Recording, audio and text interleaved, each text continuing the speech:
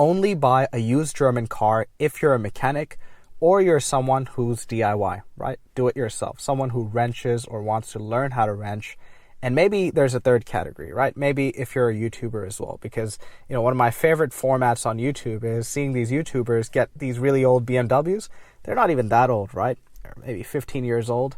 Get these old BMWs and then just portray what it's like to own them, right? And it's in front of you. I mean, these things can't go for a few kilometers, right? It's really difficult, and they're all driving with codes, and then they repair these cars. You get the views, and then over time they get rid of them and get something fresh for the channel. But really, guys, those are the three categories, and theoretically it's really the first two in which you should own a used German car, and outside of warranty used German car. Otherwise, guys, it just doesn't make sense. And there's a couple of reasons, right? One of the biggest reasons, and I want to start with this first of all, is electronics.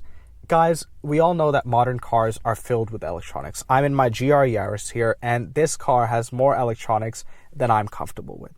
Guys, I wanted to just show you, just first up, excuse the mess in the car, but I wanted to show you the electronics already that are in the GR Yaris, and this is effectively at the bottom of the food chain. The GR Yaris is as basic as it gets, but look at the tech that they pack into even the GR Yaris. Okay, first of all, you've got heated seats.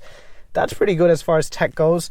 Then you got the heated steering wheel down there as well. Look at all the buttons on my steering. You've got cruise control. You've got all types of cruise control. You've got the display over there. And then if I start my car, push button start, obviously. So no more keys either. Okay. Now, you've got the GR screen. Look at the complexity in the menu over here. Now, I don't even know how to adjust half the things, but if you go into here and you go into, just get into settings, look at this, guys. You can customize your display a million different ways. You've got these acronyms, heads up display, all these acronyms. I've got no idea what they even mean. You've got sensors monitoring every little part of your drive, even your all-wheel drive system. Got your radars everywhere. This is what it's like on a GR Yaris on a Toyota, guys. But the Germans were doing it for a long time. They've been doing it since always, guys. The Germans have always been at the cutting edge of innovation, especially brands like BMW, Benz, Audi. These German manufacturers have been very much so at the forefront of bringing new technologies, and it doesn't matter if you get a BMW, Audi, or Mercedes that's 10 years old or 20 years old. The electronics there is incredible, right? Take the BMW M5, the E60 M5, for example, with the V10. That car is certainly known in the car community as being one of the most desirable cars to own, yet it is one of the lowest priced cars in the used car market. It's because of the electronics and the innovation, right? That BMW has tech right out of Formula One. It's a mess outside of warranty, guys. You can pick that car up cheaper than a Corolla sometimes. That's how it is, guys. It's a very old car, but that's how the game's played. In fact, I would say even if you're a mechanic or a DIY person, if you run into electric issues, it can get expensive real quick because it's not something you can just wrench on. You got to open up software. You got to liaise with people who know their stuff. It can get pretty tricky. The second reason these cars are made for mechanics or wrenchers is these cars are actually a dream. I mean, think of it this way, right? You can get into a BMW M5, M3, M6, some of the best BMWs, some of the best cars in their era, right? And you can get them cheap as chips. But there's a catch, right? You get them, you're going to suffer.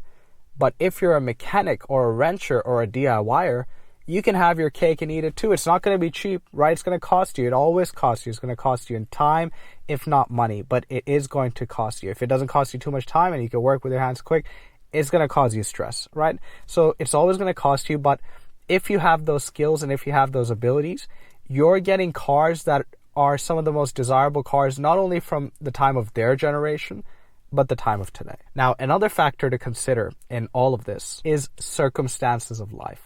And guys, it's interesting because I sold my BMW when I was going through a difficult circumstance in my life. Obviously, when I sold my BMW, the job market was a bit difficult. Thankfully, I still had my job, but I was in the middle of a build, got a young family. So I had all these factors. And on top of all those factors, my BMW kept breaking down. I didn't have the time and I didn't have the space. I couldn't even leave my car out of action. If I was to DIY it, what would I use on the side, right? So all of those factors culminated and brought me into a stage where I had to sell my BMW. And that can be the case for a lot of people, where you have to consider the changing circumstances or the evolving circumstances of life.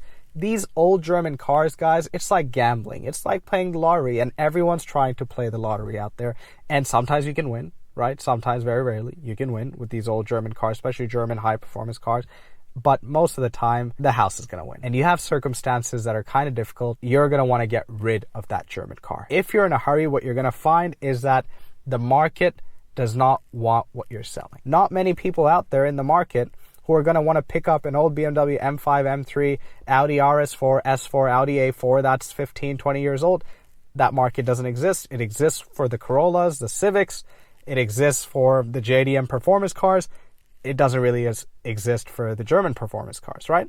It's really made up of mechanics and DIYers and maybe YouTubers, right? And you're going to find out with evolving circumstances, certainly, that it's tough to get rid of that car. You'll have to sell it for a really low price if you want to get rid of it quickly.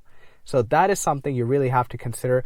And the third reason is, guys, is not everyone has the time. If you're a mechanic or you're a DIYer, you've made a conscious decision to spend a lot of your time fixing cars.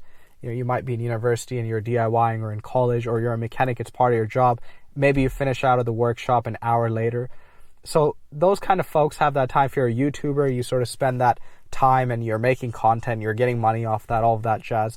But if you're just an average person, just a family man, or someone who's got other hobbies, someone who's just trying to get through life and, you know, build something, that car is going to be out of action. It's going to cost you a lot. It's going to be stressful. I love German cars. Even today, you know, when I drive my Toyotas, I'm always thinking about my next car, and often I'm thinking about German cars. But the lens I view them from is certified pre-owned. You get that warranty, you get a certified pre-owned German car, buy something that's 3 years old, so you have a couple of years of warranty remaining. If you go CPO, it gives you 3 years. You buy something a couple of years old, someone's already taken the depreciation hit, which is an extravagant hit. You go into the market, you get it pre-owned, you get it with a bit of warranty, you enjoy it, and you dump it, guys. You dump it the minute the warranty is over. In fact, you dump it a few months before, so the next guy feels a bit confident buying the car. They have a bit of warranty, and you move on, guys.